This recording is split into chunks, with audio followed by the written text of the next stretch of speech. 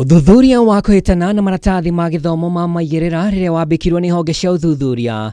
Ruhonge rwa aruti wira wa muingi rwerekereirie makiria ma andu 2,000 aria makoretwo mawira-ini ma thirikari na maratathi ma githomo ma tucocoro, no riu EACC irauga no ithiete na mbere kumaikia moko.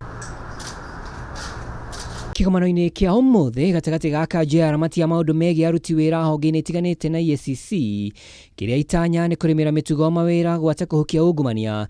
Muikari giti wa kamiti ino Bishop David Oginde ni atariirie makinya maria kamiti ino itacoketie gukinyeria riu ari kuhukia andu matakinyaniirie githomo wabici-ini cia muingi. If you get employment through a fake certificate, if that you are caught, and the long arm of the law will eventually catch up with you, and it is proven that indeed it happened, you will have to pay back all the monies that you ever earned through that fake certificate. It doesn't matter for how long you held it. Oginde augite kamiti ya KUHURANA na ungumania ni ihotete gukinyia maabitha maigana una mbaoini na thengia uguo magatho macokie mishara ya ihinda ria utungata ona njoherera. They are at different stages of investigation, evaluation, and a number of them have already been forwarded for prosecution.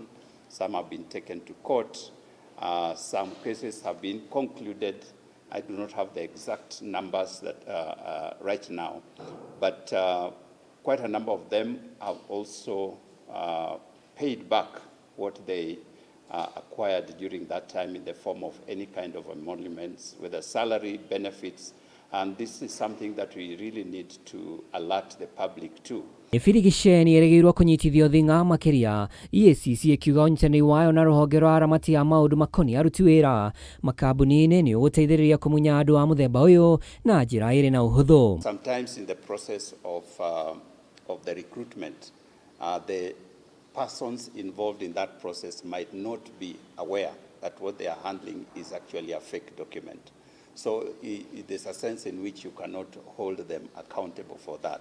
But where we can show that there was actually knowledge, and sometimes it is so, everybody involved takes responsibility. We believe the HR being a core function in every institution, if we straighten the role of the HR professionals, we will have dealt with a huge component of ethical issues in our countries. Ihinda-ini riu kanjũ ya kuramata maundu ma aruti wira ni igathĩrĩirie unyitanĩri uyu makiuria ona honge ingĩ ikinyĩre nginyo-inĩ ici gutigĩrĩra ungumania sekta-inĩ ya wandĩkani ni wahuka kaimana. Andũ-inĩ ha Kameme TV ritwa rĩakwa ni Mwaura wa Ndung'u.